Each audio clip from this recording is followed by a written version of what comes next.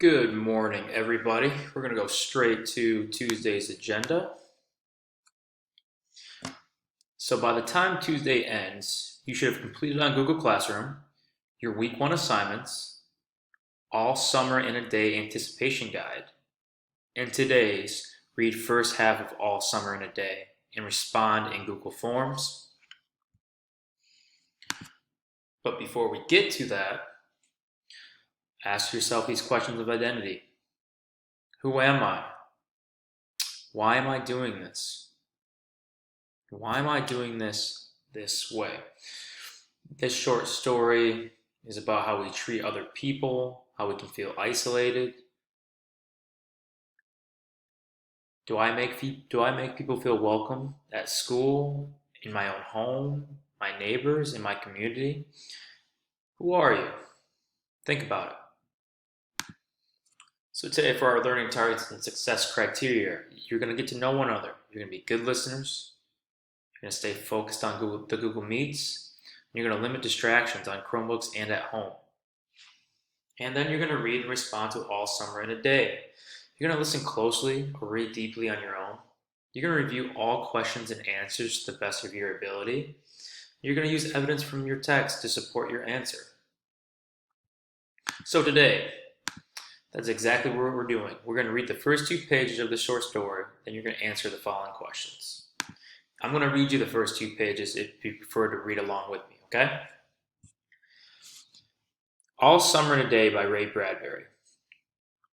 Ready, now, soon. Do the scientists really know? Will it happen today? Will it?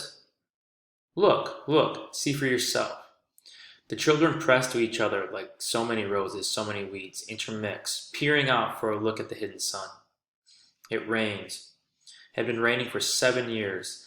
Thousands upon days, thousands of days compounded and filled from one end to the other with rain, with the drumming gush of water, with the sweet crystal fall of showers and the concussion of storms so heavy they were tidal waves coming over the islands. 1,000 forests had been crushed under the rain and grown up 1,000 times to be crushed again. And this was the way life was forever on the planet Venus. And this was the schoolroom of the children of the rocket men and women who had come to reigning world to set up civilization and live out their lives. It's stopping. Yes. Margot stood apart from them, from these children who could ever remember a time when there wasn't rain and rain and rain. They were all 9 years old. If there had been a day 7 years ago when the sun came out for an hour and showed its face to the stunned world, they could not recall.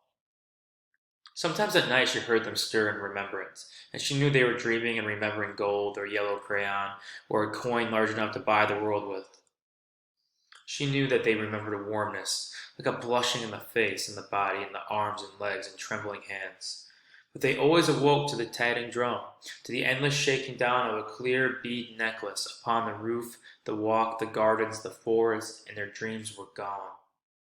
All day yesterday they had read in class about the sun, about how like a lemon it was and how hot. And they had written small stories or essays or poems about it. I think the sun is a flower that blooms for just 1 hour.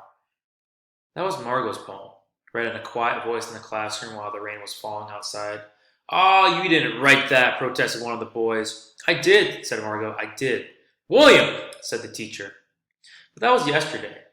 Now the rain was slacking, and the children were crushed in the great thick windows. "Where's teacher? She'll be back." "She better hurry, we'll miss it." They turned on themselves like a feverish wheel, all tumbling spokes.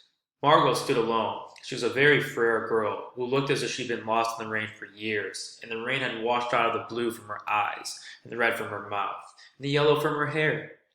She was an old photograph dusted from an album. Whitened away, if she spoke at all, her voice would be a ghost. Now she stood separate, staring at the rain and the loud, wet world behind the huge glass. "What are you looking at?" said William. Margot said nothing. "Speak when you're spoken to."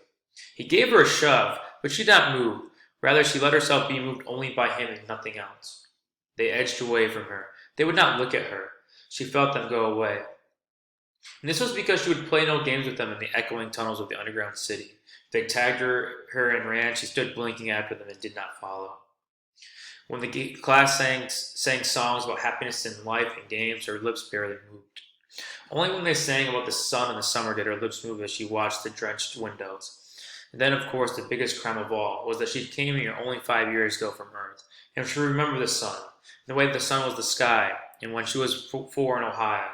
And they had been on Venus all their lives. And they had been only 2 years old when the last time the sun came out, and had been long since forgotten the color and the heat of it, and the way it really was. But Margot remembered. "It's like a penny," she said, her eyes closed. "No, it's not!" the children cried. "It's like a fire," she said, "in the stove." "You're lying. You don't remember," she cried, the children. But she remembered, and stood quietly apart from all of them, and watched the pattering windows. And once a month ago she had refused to shower in the school shower rooms, had clutched her hands to her ears and above her head, screaming water mustn't touch her head.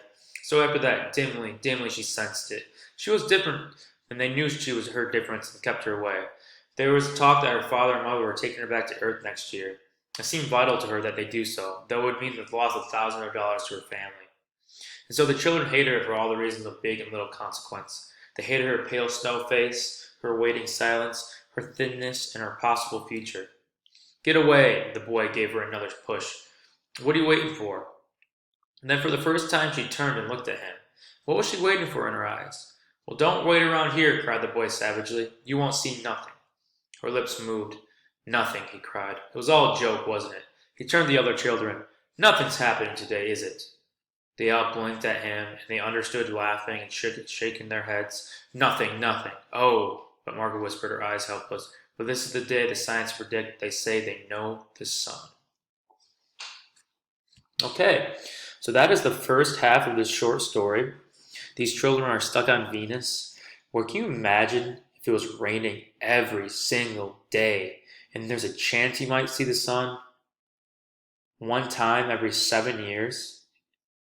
And these kids don't even believe it, okay? So now I want you to answer these 3 questions from gathering the first 2 pages of the book. Do you think the kids like the planet? How can you tell? How is it described? What does it seem like? What does it feel like? Why do you believe the other kids treat Margot badly?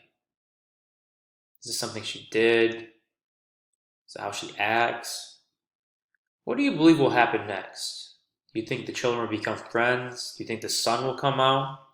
All I want you to do is answer these questions in 2 to 3 sentences. And these can be what you believe. There's no right or wrong answer. Find evidence from the text and give it your best shot. Again, this is not graded. This is credit or no credit. So as long as you give effort, you'll get the grade, okay? Good luck.